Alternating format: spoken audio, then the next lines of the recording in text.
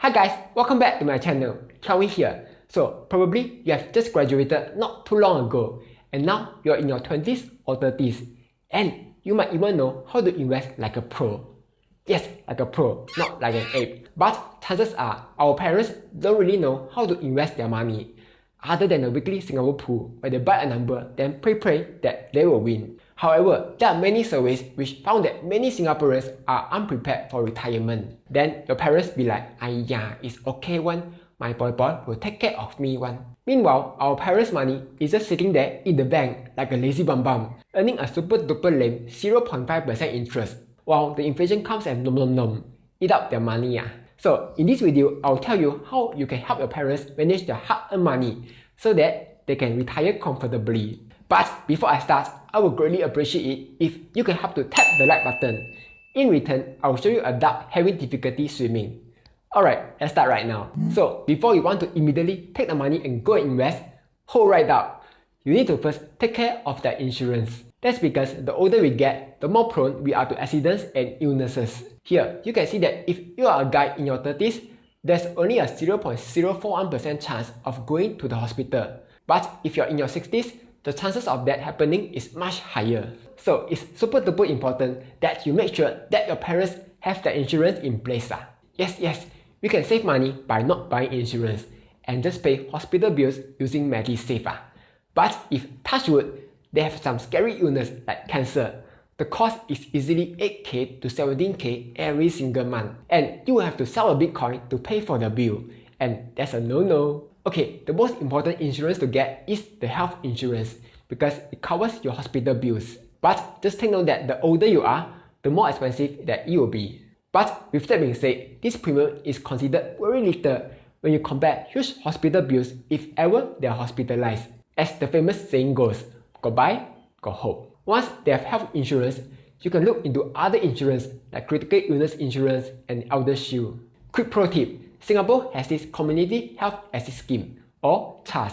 With the CHAS card, they will have subsidies whenever they visit selected clinics for stuff like common illnesses, chronic conditions, dental service, and even health screening. It's quite easy to get the card too. As long as you are a Singaporean who is 40 years old and above, then you can already start using the CHAS card. So that's nice. Okay, once you have taken care of their insurance, then you can start thinking about investing their money.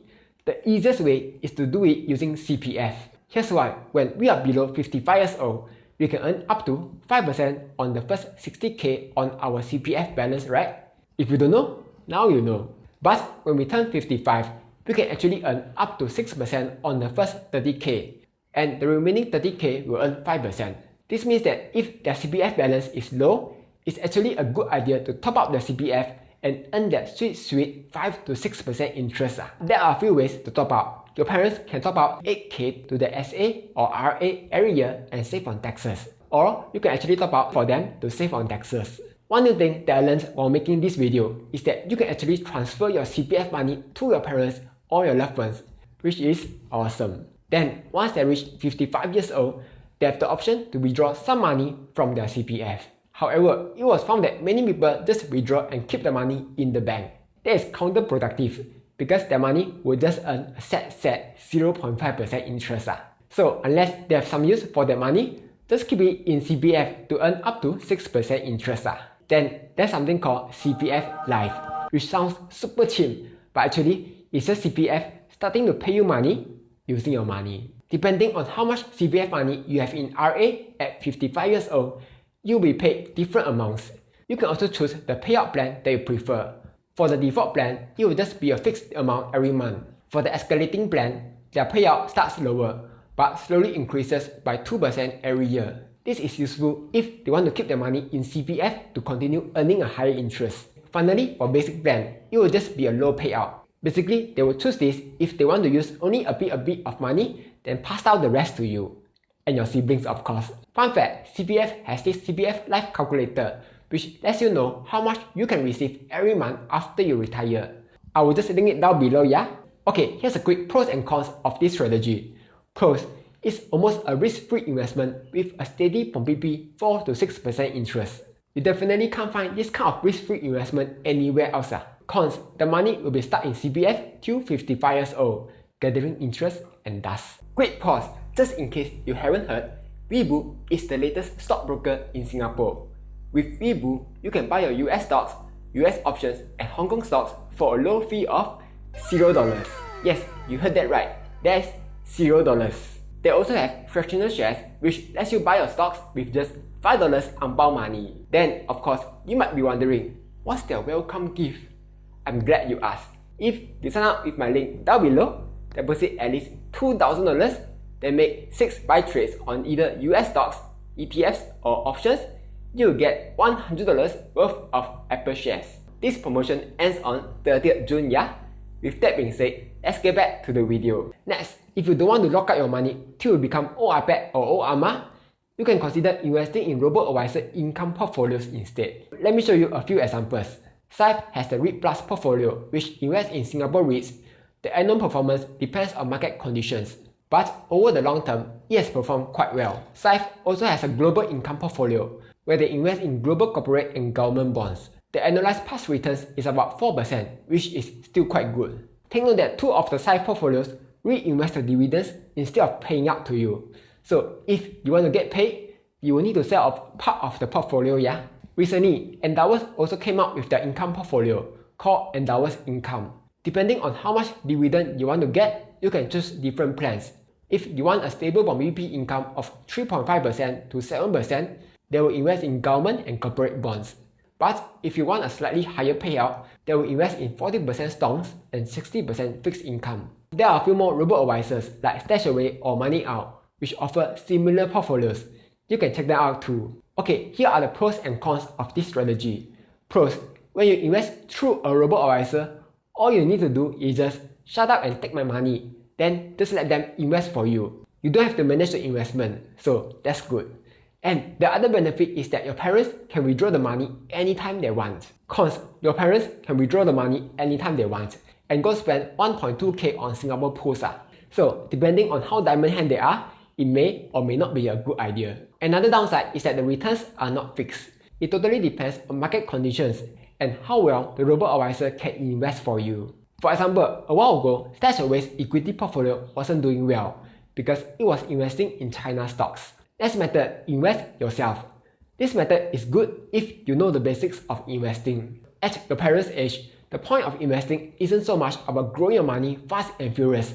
So you can ignore stuff like Tesla, Palantir, Bitcoin. Instead, the point is to protect their wealth so that it doesn't get eaten up by inflation and receive stable passive income at the same time. To do that, you can just invest in the usual top Singaporean dividend stocks like DBS or Mapletree Industrial, or invest in top dividend paying ETF like Asia High Yield Bond ETF or Lion Philippe S-REIT ETF or Philippe Sing Income ETF, and you will do well. I won't talk too much about investing yourself because I've already done a ton of videos for that.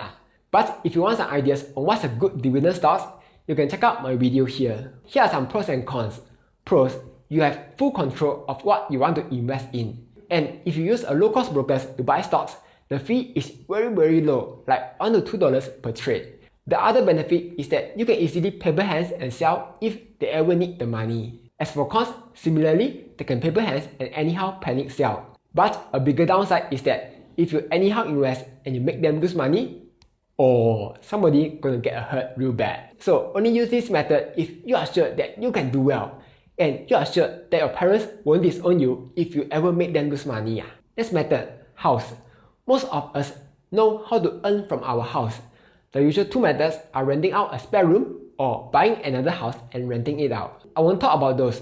Instead, there are two other methods which not many people know about. The first one is lease buyback scheme. Basically, you are selling the house back to the government, but instead of moving out immediately, you get to stay in the house anywhere from 15 years to 35 years. To be eligible, the owners need to be at least 65 years old Singaporean. And once you sell, the profit will first be topped up to CPF. Depending on how much you top up, the government will pay a bonus amount of up to 30k. After topping up to CPF, you'll be able to keep the remaining amount. So, when is this method good?